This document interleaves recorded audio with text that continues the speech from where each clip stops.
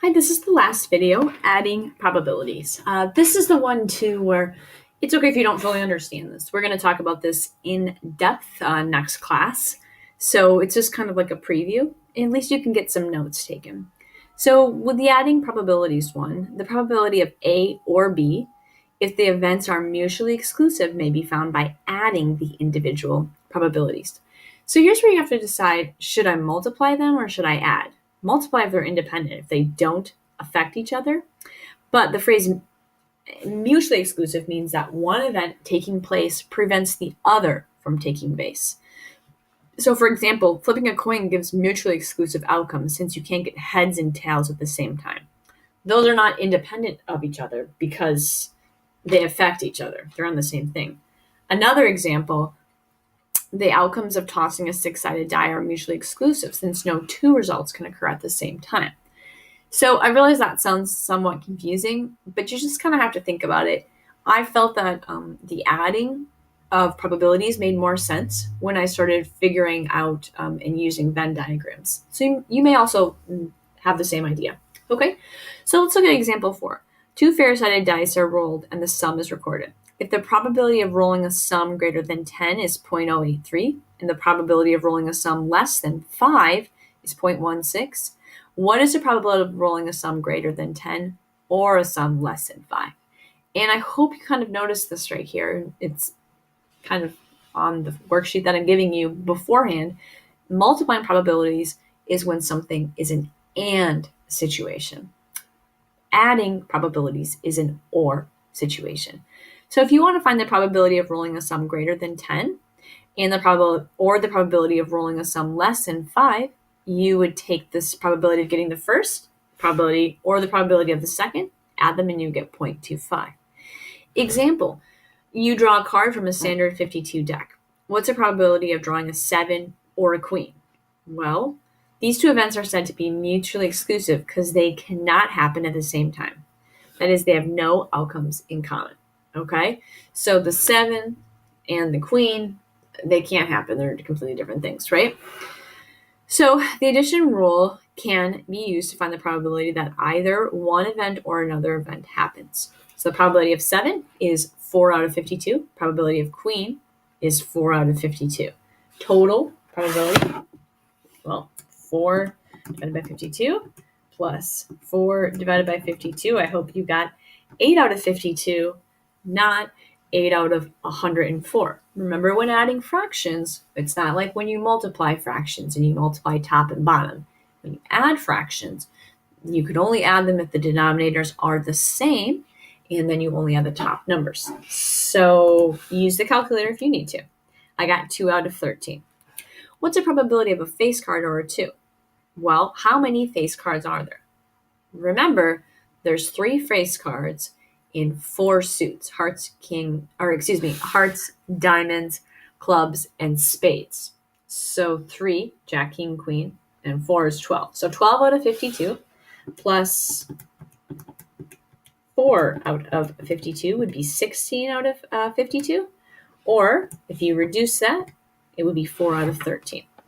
So let's look at this next one right here. Quick facts on the side there I think are important. We've already written all this stuff down, but if you weren't here in class on Tuesday, right before we went on break, was that Tuesday? Yes, it was. Remember, there are 52 decks in a card with the jokers removed. There are 26 black cards and 26 red cards. There are 4 suits: spades, clubs, hearts, and diamonds. Each suit has 13 cards of different rank. Face cards are jacks, queens, and kings. Let's look at this example. A restaurant has 3 pieces of apple pie, 5 pieces of cherry pie, and 4 pieces of pumpkin pie in its dessert case. If a customer randomly selects a piece of pie for dessert, find the probability that it will be either cherry or pumpkin. They are mutually exclusive, right? So let's look at this. How many total pieces of pie are there? Well, 3 plus 5 is 8, plus 4 is 12. So both our answers will be out of 12. So the probability of a cherry is 5 out of 12, plus the probability of a pumpkin, my personal favorite, 4 divided by 12. That's 0.75, which is 3/4 of your pies. Okay, let's look at the next one. Example, At a political rally, there are 20 Republicans, 14 Democrats, and 6 independents. I know the irony is not lost on me about this example or the fact that there's more Republicans than Democrats. Anyways, if a person is selected at random, find the probability that they are either a Democrat or an independent. Well, let's figure out how many total voting there are. Okay, so in this situation, we have 20 plus 14 plus 6. That's a total of 40 possible voter designations. A Democrat would be 14 out of 40, plus an independent, which would be 6 out of 40. And that's half of them. Okay, so that's 50%.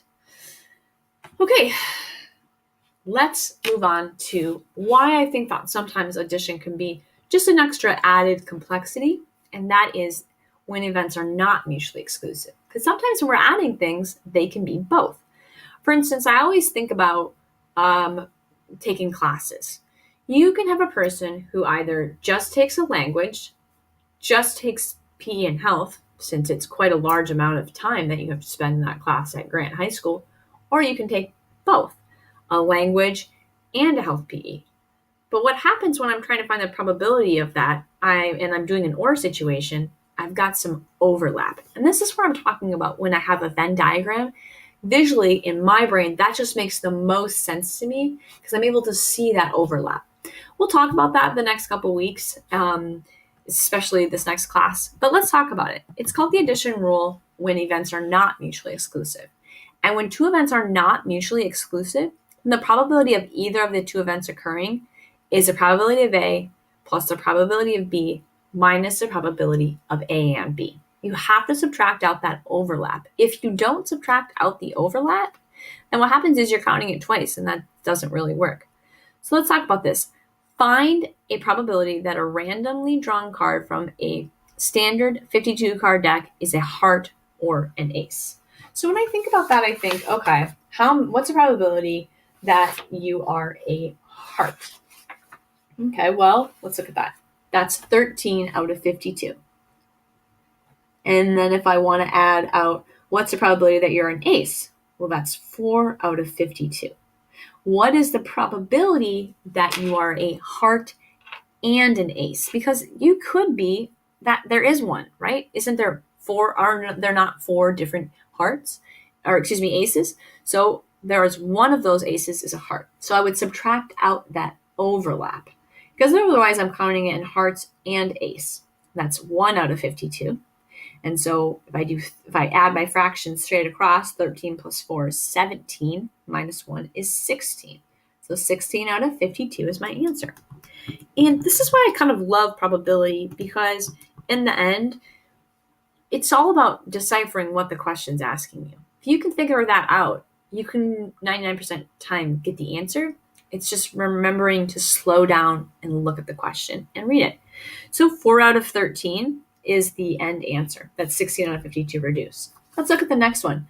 The probability of a California teenager owning a surfboard is 0.43. Probability of owning a skateboard is 0.38, and the probability of owning both is 0.28. If a California teenager is chosen at random, find the probability that find the probability that they own a surfboard or a skateboard. So I'm going to take 0.43 plus 0.38 minus 0.28. So 0.43 plus 0.38 minus 0.28. In the end, I get 0.53. So there is a 53% chance that you could own a surfboard or a skateboard if you are a teenager who lives in California. Last one. In a class of 10 men and 20 women, half the men and half the women have brown eyes. Find the probability that a person chosen at random is a man or has brown eyes. I'm going to stop right there. I am unfortunately at my limit for my free stuff. So I'm going to just stop here. And now go grab your second worksheet. Both these worksheets are due at the beginning of class. You hopefully will have finished them in class. Thanks.